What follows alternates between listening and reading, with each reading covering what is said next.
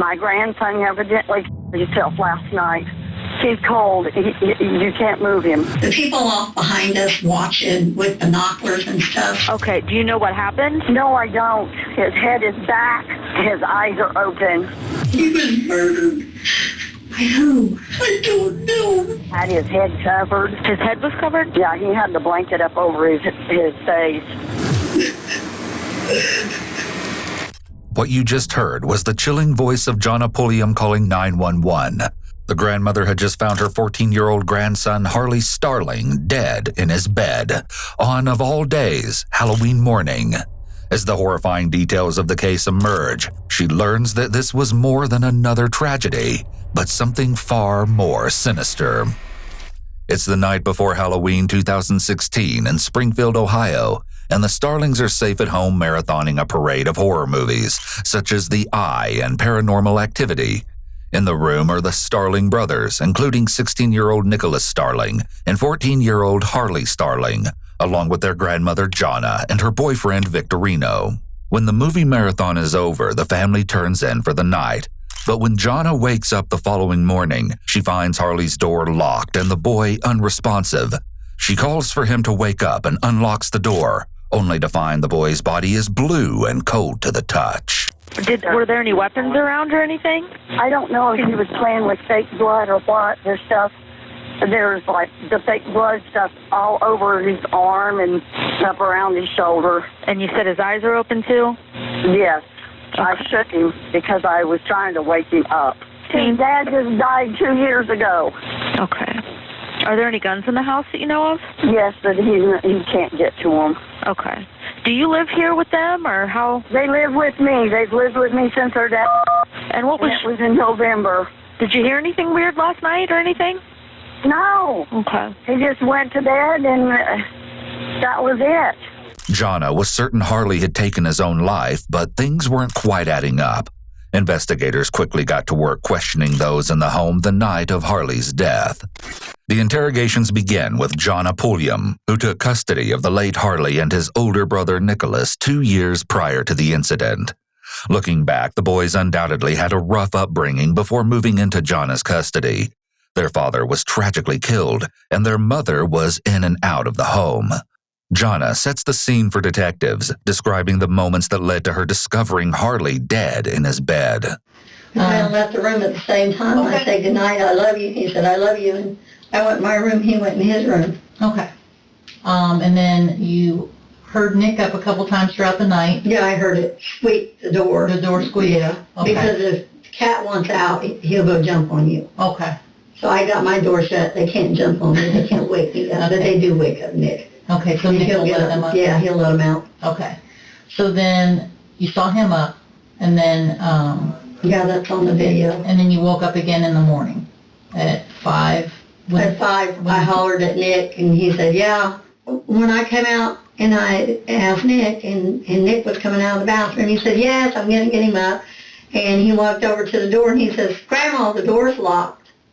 Usually it's not locked, so. Okay. So then what happened?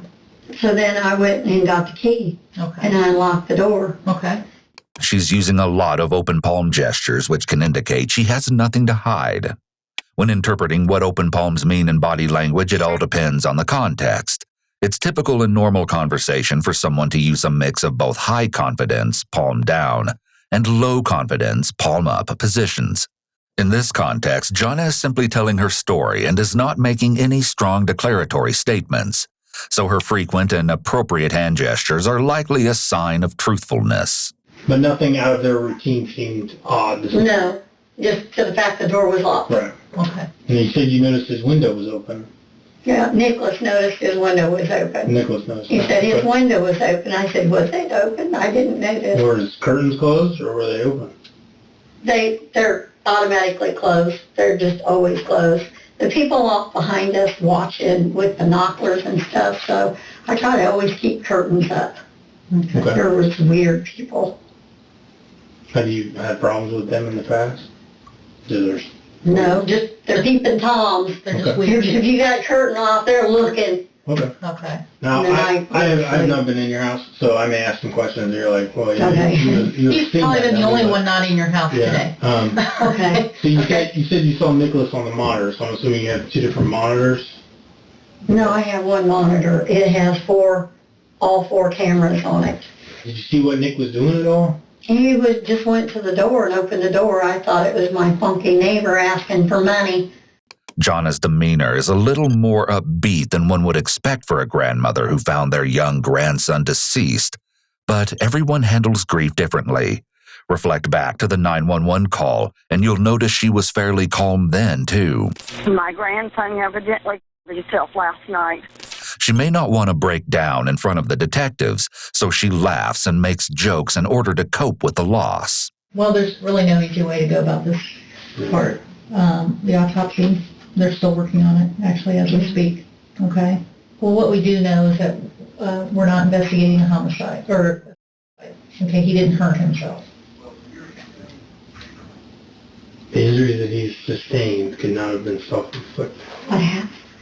We're not We're entirely not sure sure. yet. We're still trying to piece everything together. Any reason to think that your boyfriend would do something like this? No, How about Nick? I wouldn't believe that Nick would do it either. The possibility? I wouldn't think so. Okay. Notice the immediate and resounding no for the boyfriend.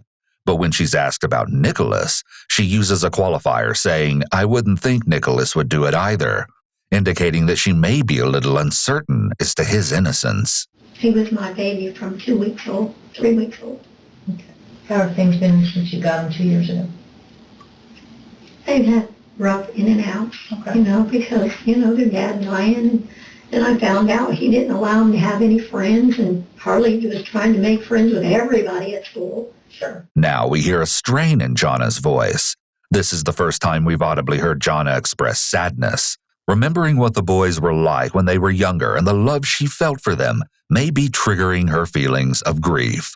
I went from trying to figure out why he would kill himself to who would kill him and why. Mm-hmm. What would they advance? There's no It doesn't advantage to it. It doesn't make any sense to us either, okay? So that's why we're trying to figure out what the hell happened, because we don't know. Her grief may be compounded now by feelings of stress or guilt that someone inside the home may have killed Harley. She may be wondering what signs she missed, or if she could have done anything differently to prevent this tragedy.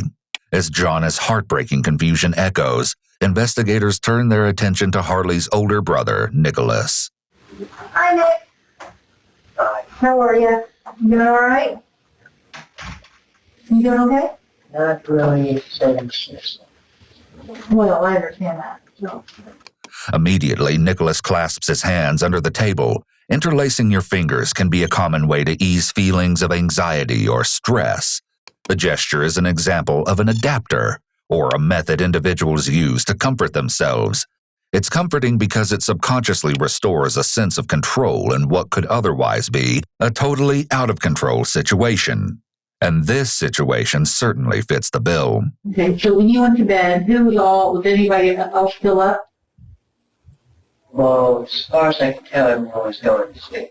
Okay. Well, then about 11:30, Mm-hmm. I gone and got the dogs, took them out. And then later, I got back up because I didn't sleep until I got the dogs back in. Okay. After I woke up. Did you leave your door open or closed? Open. Open? Okay, so if anybody else is up moving around or anything like that, you would know that. Right? Okay. So you went to bed. I am kind of heavy. Okay. There's a notably long pause before Nicholas answers about his sleep, and it's not just his slow speech. Throughout the interview so far, Nicholas has presented as someone much younger than he actually is. In one instance, he provided unnecessary and excessive detail given the question asked, indicating that he might have trouble understanding the intended meaning of simple questions. And you have two, they're pretty big dogs, aren't they? No, one's a little dog. He's a mixture between a beagle and a basset. The Oh, okay. biggest dog with the clouded eye is a mixture between chocolate Labrador Uh-huh. and a pit bull. Okay. Okay. In addition to his monotone speech, his speech is also slow. Nicholas seems to struggle with expressing himself verbally. This may explain his slower delivery, as he could need time to think about what he wants to say, or he may struggle to find the right words.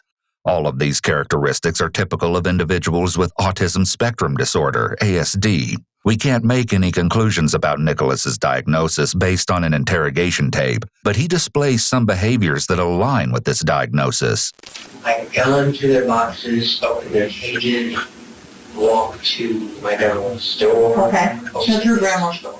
Gone to her room, open the back door, let him out, Okay. roasted. It's important to note that most individuals with autism spectrum disorder do not commit acts of violence and murder. According to research, it's the presence of other conditions, co-occurring disorders, such as personality disorders, mood disorders, or psychosis, that can contribute to a greater risk of violence among individuals with ASD. Then what's the next thing you remember? I'm not going to go into details about my dreams. Your what? My dreams. Okay, I'm not worried about your dreams. Individuals with developmental disabilities often take words, statements, and questions very literally. This can be part of their general struggle with interpreting language and communication. Even though no one asked him, Nicholas wanted to make it clear that he doesn't want to go into details about his dreams. But one thing Nicholas hasn't made clear that his grandmother Jonna did is her genuine interest in what actually happened to Harley. She asked detectives for answers again and again. I went from trying to figure out why he would kill himself to who would kill him and why. What would they advance? That isn't the case so far with Nicholas, who hasn't asked at all. So after everybody else went to bed, you went to bed. Did you actually go to sleep though? After I was done watching Ghostbusters. Okay. And once that got over, Then I turned it off. I turned the TV off, went to my bed, and got asleep. okay. So what time do you think you got to sleep? I think about 1 something. So then you go to bed, and then what time do you get up? Well, I got up about 5 o'clock when my first alarm goes. Okay, 5 a.m. I got to take a shower. And then when I got out of the shower, I got to Harley's door. Okay, I knocked. okay. I said, Harley, it's time for you to take a bath. He didn't answer. Notice that his tone changes when discussing Harley. Until now, we've heard a mostly monotone Nicholas.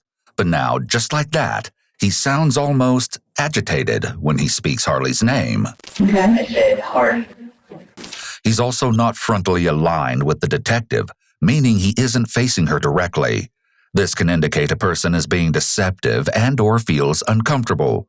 It's also part of a behavioral profile for deception, along with being slouched, using barriers, and being unnaturally rigid for long periods of time. Each one alone is not definitively meaningful, but it is when you have other indicators. So when you knocked twice, he didn't answer. No. Okay, and then what happened?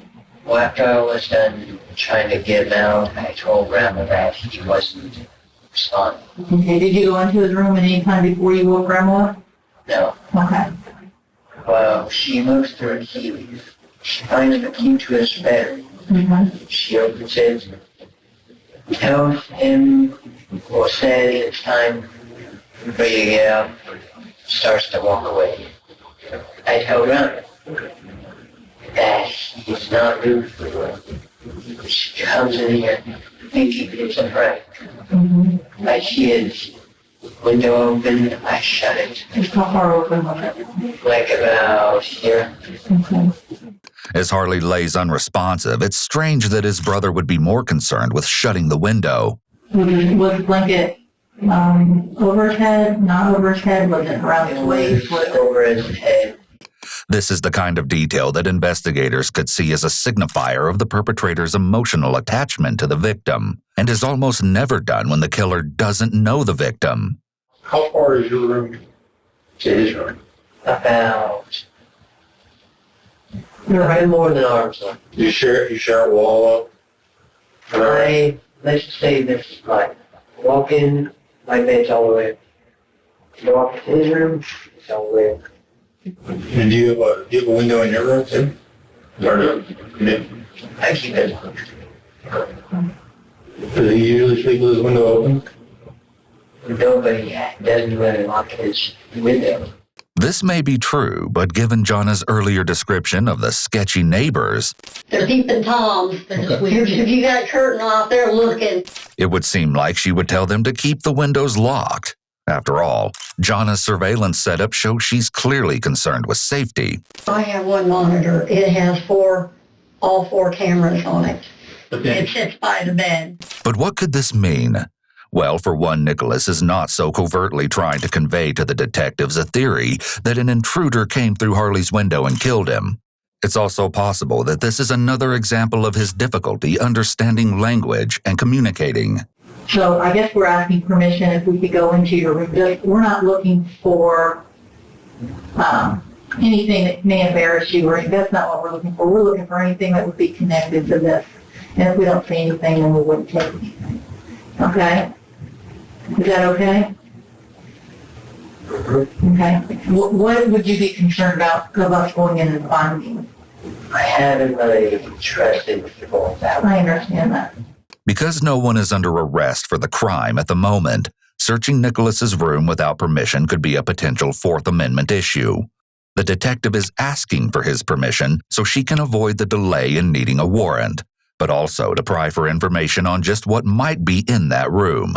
Notice also that detectives have yet to read Nicholas's Miranda rights, which could come into play later in the case. Do you have any guns or anything like that they need to be aware of? Our grandma did give us a baseball bat in case anyone tried to break into it. Sure. Well, I understand that. Other than that, anything? I mean, is there or something you're concerned about or anything like that? But I just don't want you to be freaked out about the game I have Splat House. The game that has a lot of blood in it. Yeah. Okay. All right. Is it okay if we check your room? Yeah. Okay. Most people just find that type of game disturbing. Don't be disturbed by my background pictures either. I'm not even gonna look at it. Don't you even worry about it. I did. Okay. Or my music. Yeah, these officers were all if I need to take anything they find of evidence or value. Okay, so that means that they find something specific that would be, would have been used in your brother's death or something like anything like that they'll find in there. What? Just the bats. Okay. I know I forgot. The pants I wore for trick or treating. Did the bats cause your brother's death? No. Okay. Well then, why were? No. Okay. Okay. Because I didn't hear anyone break my window to get it. Okay. Well, that would make sense. Okay. Non-committal answers like, as far as I know, or to the best of my knowledge, can be cues that someone is not being truthful. It's less stressful for a deceptive person to give vague responses rather than flat-out lies. The detectives likely already know by the body and crime scene photos if a bat was used in this crime, or at the very least can tell if the victim was hit with a blunt force instrument. On Saturday night, I wore these pants and I got fake blood. Okay. That's easy to test. That's not a big deal. I kind of got mad and just threw it away. Okay. He could be getting sweaty palms as he rubs his hands on his knees while discussing his bloody clothing. The same blood he claimed was fake blood. Where are those at? The long pause he takes is another red flag. He seems to be trying to figure out how to answer this question, as the bloody clothes are likely hidden somewhere around the home. I think they're in the trash. Okay. Thank you. We'll go back. Okay.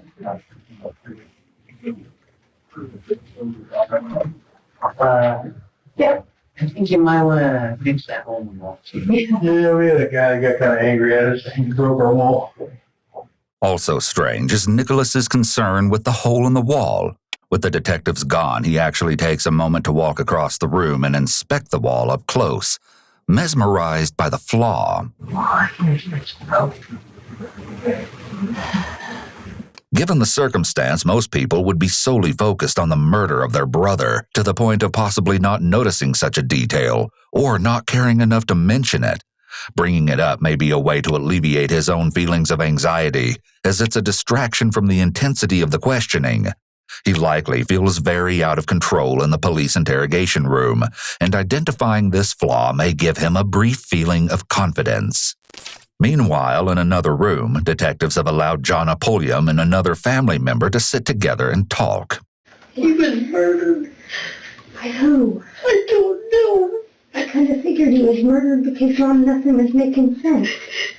They couldn't find a gun. They have to have a murder weapon. It has to be there. The fact that this conversation is allowed to happen means detectives have already cleared both of them as suspects. The detectives will also want to see if they can learn anything useful by recording them discussing the crime and the boys.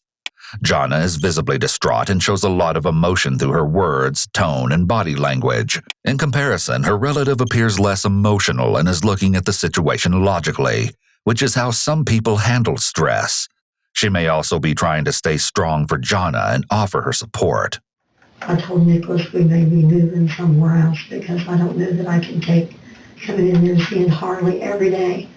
While this conversation continues, over in the other room, Nicholas is waiting for another round of interrogation. But he barely moves as he waits for the detectives to return after almost an entire hour, all the while showing what seems to be a complete lack of anxiety. But everything isn't always as it appears. Sometimes what looks like a lack of empathy and indifference could be due to his inability to recognize, manage, and understand his own feelings because of his potential developmental disability. Hey, Nicholas. You remember me? I'm Detective Jordan. You spoke out there. Yeah. Did you guys trick or treat yesterday?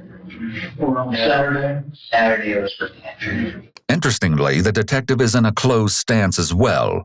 You can see his arms in front of his body interlocked in a barrier position. Typically, detectives trying to push towards an honest confession would be in a very different body position, leaning forward with their elbows on their knees, like the other officer. Your brother, what was he like yesterday? Like he was alright. Was he? Okay. He wasn't looking down or frowning. We want to ask you some more questions, more in detail about some of the things that happened yesterday, okay? Okay. Before I do, I'm going to advise you of your rights, okay? All right. Once I'm finished reading this, if you have any questions, just let me know, okay? The detectives Mirandize Nicholas as they're about to turn the heat up and confront him about his previous statements. They will begin to ask him tougher, more direct, and accusatory questions to finally uncover the truth about what happened to Harley. Notice also he hasn't been Mirandized till now, later in the interview process. In the beginning, Nicholas wasn't given Miranda warnings, but it's considered undisputed that he made no inculpatory statements in that window, and he did consent to detectives searching his bedroom and cell phone after all. You guys are hanging out and you're watching movies. Everything good? You guys getting along okay yesterday? You're not upset with each other? Did you guys get in a fight about anything? We didn't really argue. Okay. Were you mad at each other? No, but years. Yeah. What did you guys argue about? Who could get the last piece of chocolate cookies? And also stuff like who was playing out who's assistant with the other person. You say you were upset with each other over just the candy thing at first? It wasn't that upsetting. Did you guys argue about it? A little bit. Why, did he get more candy than you did? No, our government gave us one of those boxes to have the marshmallow cherries in it. Did he eat the majority of those? Yeah, he ate the majority of them. Our government gave us a share. She gave to you to share, but he ate all of them. No, I ate 2, he ate 3. The last one was the one we had in his hand. So I even argued. It didn't last very long. Okay, but you just didn't want him to have it? I mean, why did you guys argue? What was said when you were arguing? Not much. Nicholas's response is vague and evasive. He may not want to admit how serious the argument was, as that could portray him in a negative light. The detectives want to see if things might have escalated into something more, as this seems too minor to have motivated Nicholas's anger. Where do you let the cat out? The cat out the front door. The front door? Do you keep the cats in your room at night? Your bedroom at night, or they just roam through the house? They roam through the house. You tried to string around the cat neck. I'm just curious why a cat had a string around its neck. Did you do that? No. Who did? I don't know. You don't know, you didn't see that? Did Mittens have a string around its neck when you let it outside? No, she didn't. She didn't? Okay. Or do you usually stay up late? Do you go to sleep quickly, or do you stay up late? The only days I ever stay up late is when I get sad. When you're sad? Were you sad last night?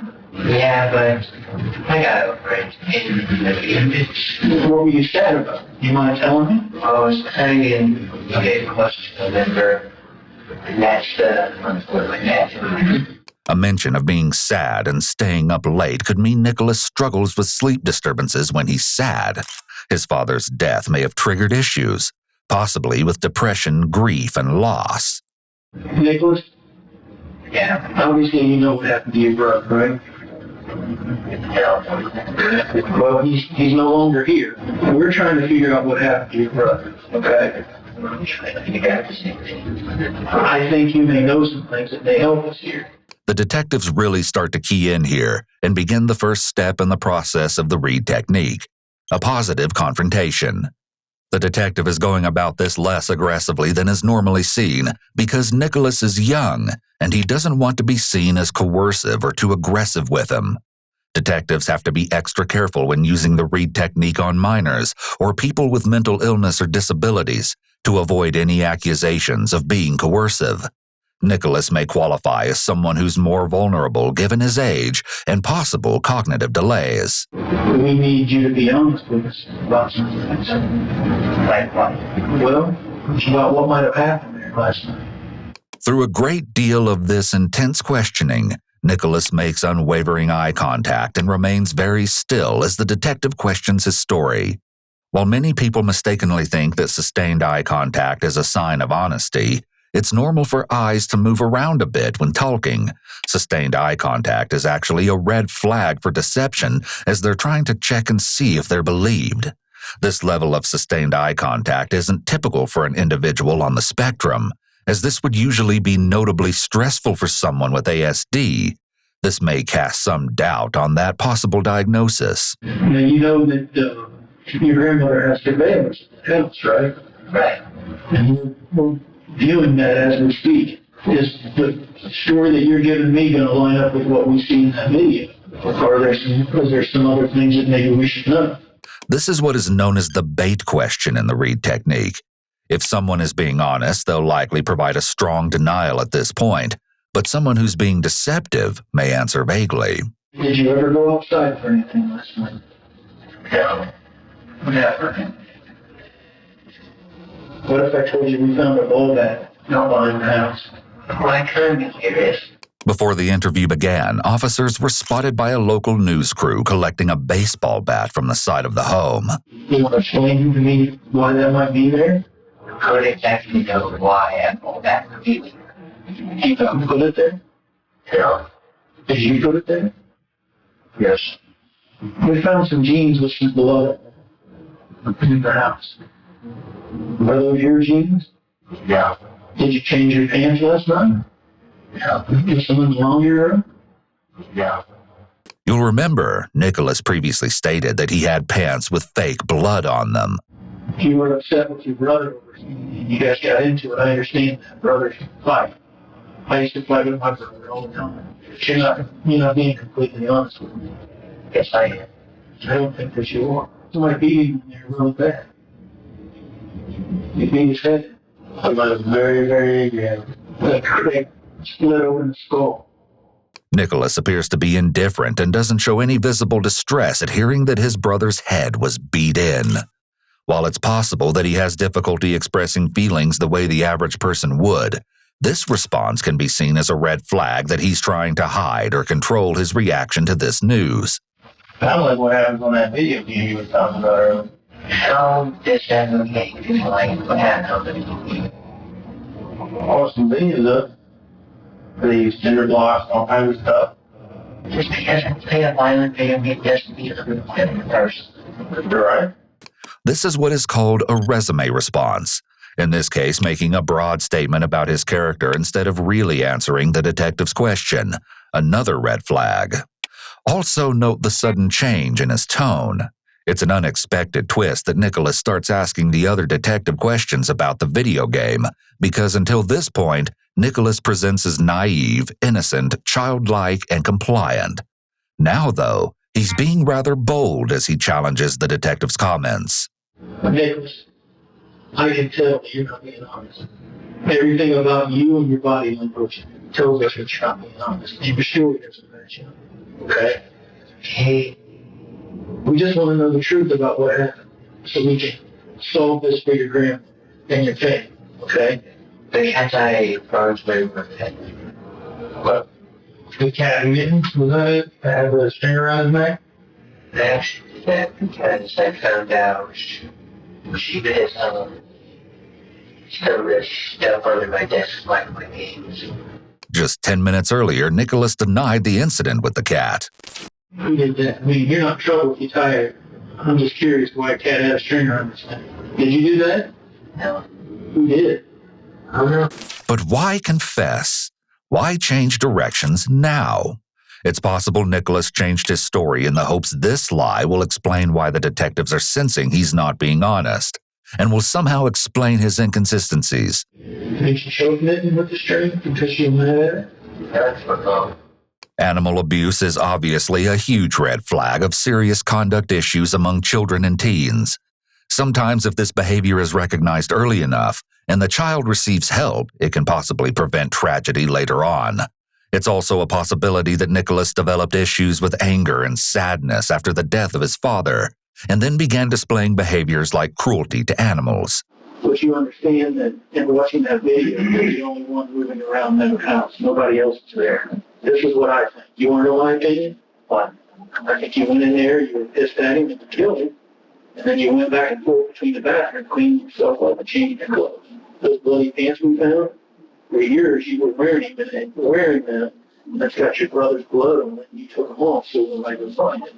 By not moving and closing himself off, Nicholas may be hoping that he can avoid calling any more attention to himself, and his positioning shows he likely feels defeated, knowing his lies and cover-up aren't enough.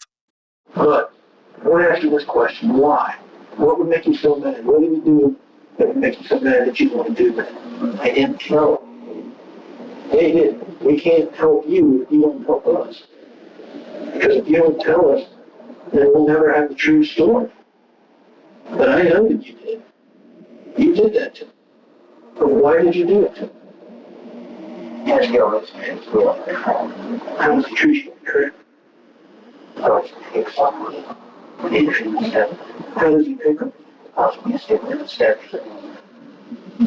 He would buy them 60 times. I was scared. So did you hit him in the head while he was sleeping? Did he know you were coming?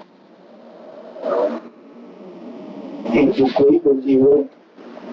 And you just took that back and hit him over the head? Alright. Yes. How many times did you hit him in the head? Or the air? Okay. By admitting that Harley was asleep when he hit him with a bat, any possible self-defense claim is removed from the equation. Did you stab him with something in the neck? Well, after I done, he started with 7. Were you trying to help him die faster so he would suffer? I tried to make him be quiet. The detective offers Nicholas the justification that he might have stabbed Harley to put his brother out of his misery. This is another part of the Reed technique, gradually increasing the suspect's comfort while not unveiling what really happened. How many times did you stab him? I think around 2 or 3 times. 2 to 3 times. But you hit him in the head with that ball bat 14 or 15 times? Yeah. And then you went outside. What did you do with the bat? He just dropped there. Did you walk outside? Did you walk out your mom or your grandmother's bedroom and then sit over the fence, or did you close the front door? I got out his window. You climbed out his window. Was that why the window was open? Yes. Did you lock his bedroom door when you leave that open? Yes. Then did you go to your room and go to sleep, or have you slept at all? I got to sleep. Remember I was saying before how sometimes we all do things and We don't take time to think about it. We record it. It's over with. Were you just that bad at it for some of the stuff that you've done to you? You think that watching those video games convinced you to do something like that? Did it make you angry playing those games, listening to that music? And then, no? You were just mad at your brother. It's hard to imagine someone being able to sleep after committing such a gruesome crime against their own brother, whose dead body is also sitting in the adjacent room. But if Nicholas has no history of violence, it's likely that there was more going on aside from him being just mad. You were kind of upset you got in there? How long did you stand in there before you decided to grab the bat and hit him? About 6 minutes. Standing in there watching him? It's possible that Nicholas may have felt very powerful watching Harley lay defenseless in his bed. His confidence may have built up the longer he stood in his brother's room, realizing he had the power now, and Harley's life was in his hands. Premeditation and/or lying in wait is one of the elements that can be used to charge someone with first-degree murder. You did a lot of walking around there after your mom or your grandmother went to bed. You guys were told to go to bed, even before you let the dogs out. You're doing a lot of walking around there. What were you doing? Were you thinking about doing something then? Or just waiting for them to go to sleep? How did you plan on hurting them a little? What were you going to do? I was going to do like something bad. As the confession develops, officers shift focus onto clarifying the whereabouts of all the weapons involved. Hey, we were trying to figure out the knife, okay? Because you told me that after you stabbed him, you went into the bathroom and you washed the knife off, right? Okay. So then you come back and you said after you cleaned it off, did you put it back in here, or did you go take it and put it directly into your bag? The story comes out clearly, and detectives have most of what they need. Okay, we're working on paperwork right now. Okay. You're going to be under arrest after this. We're going to take you over to the jail. We'll give you fingerprints and photos, just like you see on TV, and then we're going to take you over to the juvenile hall. Now, just talk to your grandmother, or should we just talk to your grandmother and granny? They're not mad for her, okay? For a number of reasons right now. They want to see you. Are you okay with that? Yes. Well, it's completely up to you, okay? If you don't want to see them, we'll tell them that. If you want to see them, then we'll tell them that. You're okay with seeing them? Okay. As he is once again fidgeting with his hands, likely an effort to reduce his feelings of stress, Nicholas may not have considered what his family was going through, as he has been so focused on himself.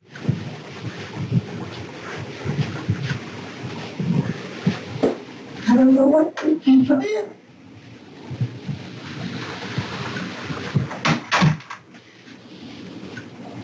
I will do what I can. I don't know why you got an extra brother.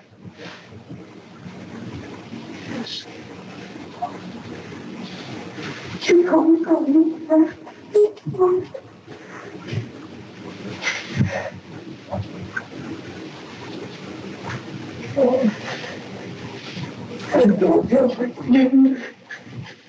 A somber and tragic scene unfolds as Nicholas gets the opportunity to see his family.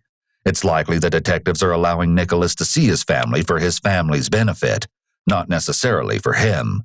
The police will try to accommodate the victims if they can, especially when they endured such a horrible tragedy. It's clear by the way Jonna comforts her grandson that she loves him despite his horrific actions. She's been put into a very difficult situation, yet she's demonstrating a lot of strength in her willingness to stand by Nicholas. This is his first show of emotion, possibly because seeing and hugging his family has allowed reality to sink in. The staff brings him some food, but when he starts to open the bag, he breaks down.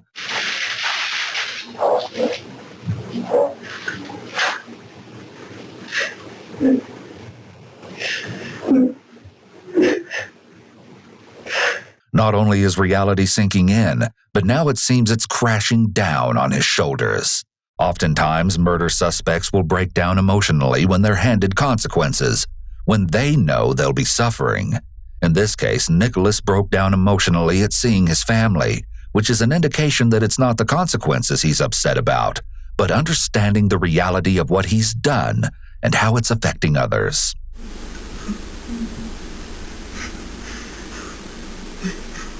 Still, the consequences would turn out to be severe. At first, when Nicholas received charges of aggravated murder and tampering with evidence, he pleaded not guilty by reason of insanity. Defense lawyers also initially argued his case should be dismissed as a result of his young age. But ultimately, the case was moved from juvenile court to adult court. The judge made the move as a result of the severity of the crime. Prosecutors called the case the worst involving child-on-child crime they had ever seen. Although the Halloween candy mentioned in the interrogation tape seemed to be the core of the argument that sparked the chilling crime, police never did find a clear motive. At 17, Nicholas Starling changed his plea to guilty. He was convicted of killing his brother and was sentenced to 15 years to life in prison. This is a more recent look at Nicholas, years after his sentencing. He'll have to wait until 2031 for a chance at parole, but until then, he'll continue to live out his days behind bars at the Lebanon Correctional Institution in Lebanon, Ohio.